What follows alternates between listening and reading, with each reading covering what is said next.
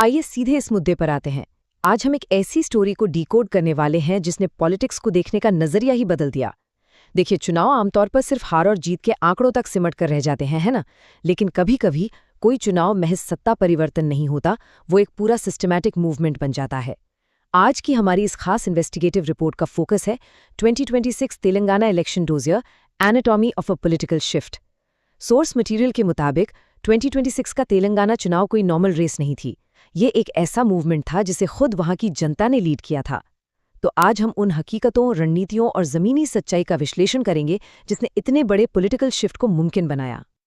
अब इस पूरी कहानी को समझने के लिए हम इस डोजियर को 5 मुख्य हिस्सों में देखेंगे। पहला, चुनाव से पहले का संकट। दूसरा, विजय का उभरना।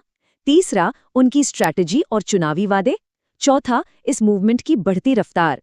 और अंत में इलेक्शन डे और उसके नतीजे। ये एजेंडा हमें जनता की बुनियादी परेशानियों से लेकर उस फाइनल चुनावी फैसले तक ले जाएगा। तो चलिए शुरू करते हैं।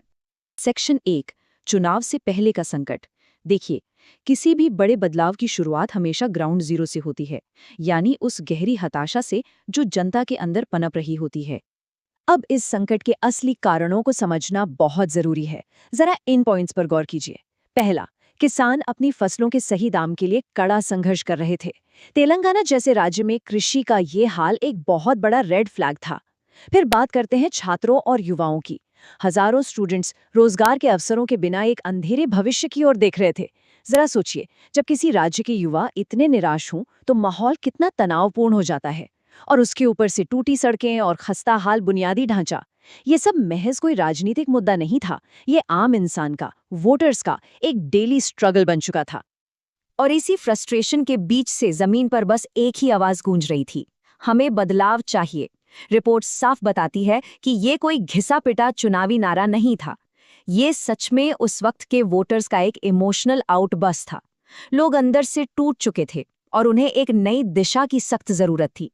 लेकिन सवाल ये था कि आखिर ये बदलाव लाएगा कौन? सेक्शन 2, विजय का उभरना। ठीक इसी उथल-पुथल और भारी जमीनी हताशा के बीच हमारी इस रिपोर्ट के मुख्य विषय की एंट्री होती है। पॉलिटिक्स के इस बड़े मंच पर एक बिल्कुल नया चेहरा सामने आता है, विजय। विजय का काम करने का तरीका पुराने स्थापित राजनेताओं से बिल्कुल अलग था। आप खुद देखिए, एक तरफ वो ट्रेडिशनल तरीका है, बड़े बड़े मंच, भारी भरकम पॉलिटिकल बैकग्राउंड और वीआईपी कल्चर, और दूसरी तरफ विजय का अप्रोच। उनके पास सत्ता का कोई पुराना अनुभव नहीं था। इसके बजाय उन्होंने डायरेक्ट जनता से जुड़ने का रास्ता चुना। बड़े मंचों से भाषण देने के बजाय वो छोटे गांवों और गलियों में जाके मीटिंग्स कर रहे थे। ये जो ग्रास रूट लेवल का सीधा संवाद था ना, इसने एकदम से एक आम वोटर और नेता के बीच की दीवार को गिरा दिया। सेक्शन 3, रणनीति और चुनावी वादे। अब लोगों से जुड़ना एक बात है, लेकिन उस जुड़ाव को एक प्रॉपर चुनावी अभियान में कैसे बदला जाए? आइए देखते हैं कि विजय की असली रणनीतिक कार्यप्रणाली क्या थी। उनके इस व्यवस्थित अभियान को डिकोड करें तो ये 3 सिंपल स्टेप्स में काम कर रहा था। स्टेप 1, गांव में जाओ और चुपचाप जनता को सुनो। स्टेप 2, उनकी मूल समस्याओं को गहराई से समझो। और स्टेप 3, एक सटीक समाधान दो। मतलब अपनी तरफ से कोई एजेंडा थोपने के बजाय जनता की आवाज को ही उन्होंने अपना एजेंडा बना लिया। ये सुनना, समझना और फिर समाधान देना, यही उनकी सबसे बड़ी रणनीतिक ताकत साबित हुई। और जब समाधान देने की बारी आई तो फोकस एकदम लेजर शार्प था। इस चार्ट पर नजर डालिए। विजय के विजन के 3 मुख्य पिलर्स थे, रोजगार, शिक्षा और ग्रामीण विकास। आपको याद है ना, हमने इस रिपोर्ट की शुरुआत में छात्रों और किसानों के भारी संकट की बात की थी। बस ये वादे सीधे तौर पर उन्हीं समस्याओं को टारगेट कर रहे थे। हर छात्र को बेहतरीन शिक्षा, युवाओं को रोजगार और किसानों को सम्मान। ये कोई हवाई बात नहीं थी, ये एक ऐसा स्ट्रक्चरल प्लान था जो जनता की सबसे बड़ी चिंताओं का सीधा जवाब था। सेक्शन 4, आंदोलन की रफ्तार। अब जब रणनीतियां बन गईं और वादे बिल्कुल साफ हो गए, तो इस इन्वेस्टिगेशन में हमें ये देखना है कि कैसे इस अभियान ने जमीन पर रफ्तार पकड़ी। डेटा साफ दिखाता है कि चुनाव पास आते आते ये कैंपेन किस कदर तेज हो गया। रैलियों में अचानक से भीड़ का भरना, सोशल मीडिया पर लगातार ट्रेंड करना और सबसे अहम बात, जनता के भरोसे का शिफ्ट होना। सोर्स मटेरियल बताता है कि लोग अब सिर्फ उन्हें सुन नहीं रहे थे, बल्कि उन पर दिल से विश्वास कर रहे थे। ये वो टर्निंग पॉइंट था जहां एक नॉर्मल सा चुनाव प्रचार एक बहुत बड़े मूवमेंट में बदल गया।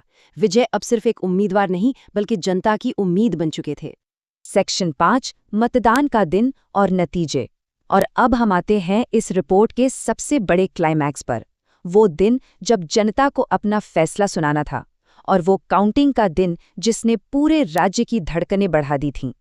वोटिंग वाले दिन का माहौल बिल्कुल अलग था। मतदान केंद्रों पर युवाओं और बुजुर्गों की इतनी लंबी कतारें थीं जो शायद ही पहले कभी देखी गई हों। हर कोई बस अपना फ्यूचर चुनने आया था। और फिर वोटिंग के बाद शुरू हुआ वो सस्पेंस से भरा काउंटिंग का दिन। कभी एक पक्ष आगे तो कभी दूसरा। वो जो बैक एंड फोर्थ वाला तनाव था ना, उसने पूरे राज्य को अपनी टीवी स्क्रीन से चिपका कर रख दिया था। हर पल टेंशन बढ़ती जा रही थी। उसी तनावपूर्ण माहौल के बीच हर किसी के जहन में बस एक ही सवाल घूम रहा था, क्या सच में बदलाव आएगा? क्या ये नया चेहरा उस पुराने और स्थापित सिस्टम को हरा पाएगा? ये वो आखिरी सवाल था जिसका जवाब इस पूरी कहानी का रुख तय करने वाला था। और फिर वो फाइनल नतीजा आया जिसने सब कुछ साफ कर दिया। विजय ने चुनाव जीत लिया। लेकिन मजे की बात यह है कि सोर्स मटेरियल इस जीत को किसी एक व्यक्ति की जीत नहीं मानता। इसे सीधे तौर पर जनता के जनादेश की जीत बताया गया है। वो हताशा जो हमने शुरुआत में छात्रों और किसानों में देखी थी, वो अब एक निर्णायक जनादेश में बदल चुकी थी। तेलंगाना ने अपना फैसला सुना दिया था। अपनी इस रिपोर्ट को हम एक बहुत ही पावरफुल विचार के साथ खत्म करेंगे जो हमें सोर्स मटेरियल में मिला। जब जनता ठान ले तो इतिहास बदल जाता है। ये सिर्फ 2026 के तेलंगाना चुनाव का कोई रिजल्ट नहीं है, बल्कि ये एक केस स्टडी है कि जब आम लोग, किसान और छात्र एक साथ मिलकर किसी सिस्टम को बदलने की ठान लें तो उसका असर कितना हिस्टोरिक हो सकता है। ये हमें सोचने पर मजबूर करता है कि क्या ये मॉडल आगे चलकर राजनीति का तरीका हमेशा के लिए बदल देगा। खैर, ये तो वक्त ही बताएगा। आज के इस एक्सप्लेनर में हमारे साथ जुड़ने के लिए आपका बहुत बहुत शुक्रिया।